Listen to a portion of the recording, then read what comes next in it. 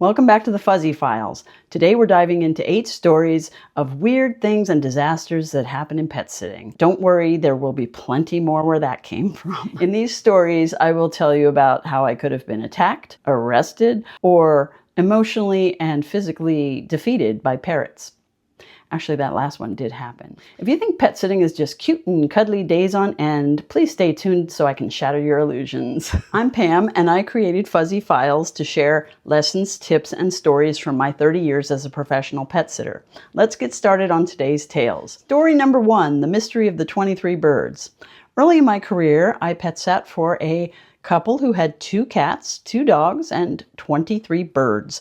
The birds were kept in a row of cages that was in a basement room with the door shut. And I was very cautious. I had just started pet sitting. So every day when I went in there, actually twice a day, I counted the birds. There were 23. One day I go in there and there were 23, but there was a cage that was empty and the door to it was shut. I thought I was losing my mind. Was somebody pranking me? How could there be 23? Did I miscount the first time? Maybe there were 24. I had no idea what was going on. I searched that room and I didn't find any loose birds. So then I left the room, I shut the door, then I searched the basement. I think I searched it 10 times and I didn't find a bird. Then I searched the upstairs. I didn't find any evidence of feathers or anything like that, but I still couldn't help the terrifying thought that maybe that bird was inside a cat completely. So I called the owners immediately, and I had to wait a really long time to hear back from them because this was before cell phones.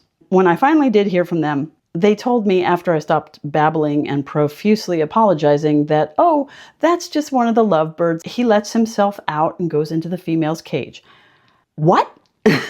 I resisted the urge to say what I was thinking, which was, thanks for letting me know this could happen. No.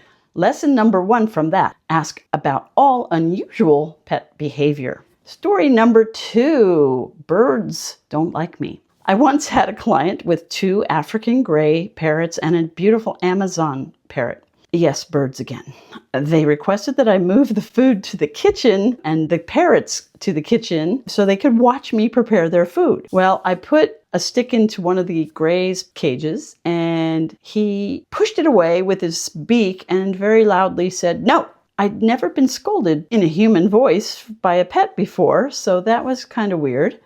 But I just decided to feed him in his cage later. So I got the Amazon and the other gray out on a transporting stick that the clients had given me. And so I was able to take them from the cage and perch them on their perch in the kitchen. And I started mixing the vegetables and the seed. And the Amazon flew onto my shoulder and clamped down. And I don't know if you've ever seen the claws of an Amazon parrot, but they're huge and they're sharp. I let out an involuntary scream, and then I decided that I didn't want to make this call to 911 because they just wouldn't believe me. Before any more blood was lost, I decided to get that transporting stick, and I went into a bathroom, and I had to look in the mirror, and I had to keep pushing the stick into the parrot's belly to try to get it to step on and off of my shoulder. And finally, with some encouragement, it did, and I quickly put it back in its cage and shut the door, and that was the last time that bird was going to observe its food being prepared on my visit. So on a side note, the gray who yelled at me also made yuck-yuck noises like the Three Stooges and said, "Good night, Gracie." Gracie, by the way, was the other gray who was a very good bird. The lesson of this story is learn all you can about birds before you care for them. They're intelligent, weird, and scary. Also, see lesson number 1. Story number 3, getting locked out. I once locked myself out of a client's house. Not the first time or the last time.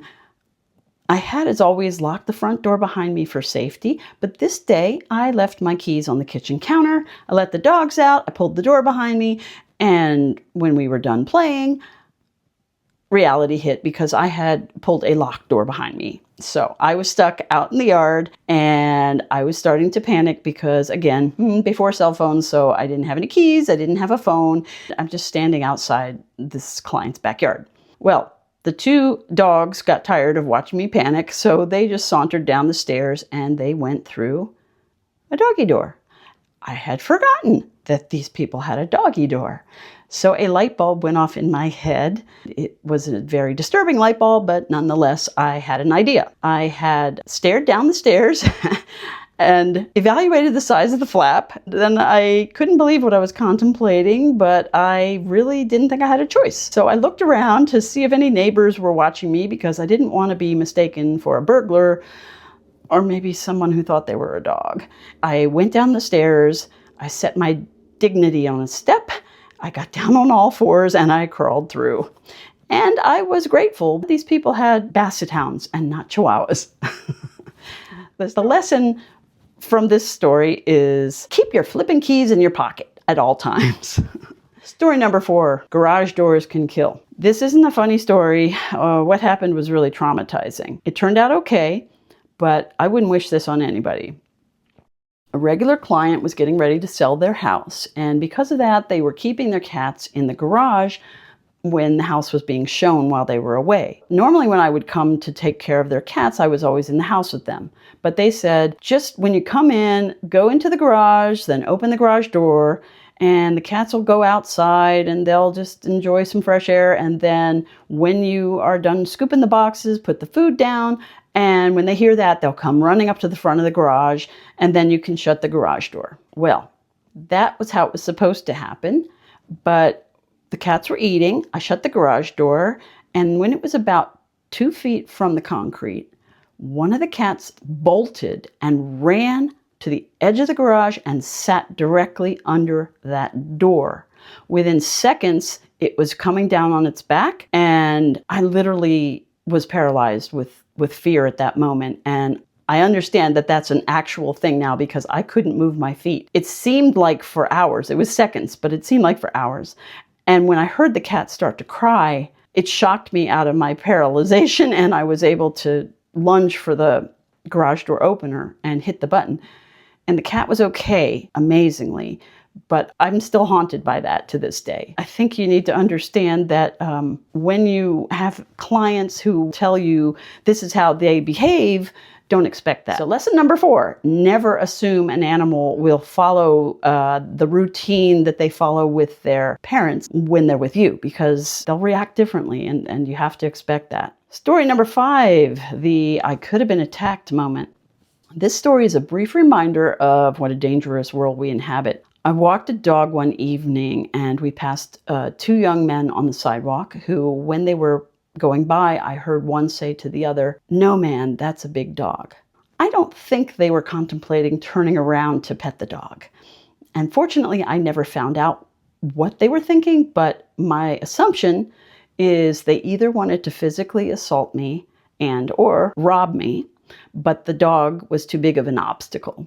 So this was another case where I am very happy that I happened to be walking a large dog, because if that had been a Shih Tzu, I might not be talking to you today.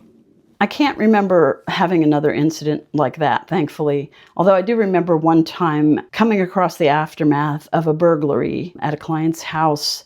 I had walked in and I found that somebody had smashed the back window of the back door. I immediately went to call the clients. They had been informed by their neighbors who had called the police. I guess they saw what had happened and they were on their way home. Police arrived just as I was there. I spoke with them for a few minutes and I left, and I didn't have any more visits that particular time frame because the people came home. But I couldn't help but think that had I gotten there 30 minutes earlier, I might have been in the house when the burglar came in. You have to recognize that there is a risk in this business, that you're going into people's empty homes and you may encounter someone up to no good or have an incident when you're out walking the dogs, especially at night. The lesson about that is you should really protect yourselves. Most pet sitters are female in this business, and we tend to be most at risk, male or female. Get mace or whatever you need. Take self-defense classes. Just be safe. Even if you have a dog with you, there's no guarantee somebody's not going to want to cause you harm. Story number 6, the shredded deposit. I arrived to the daily walk of a goofy Briard.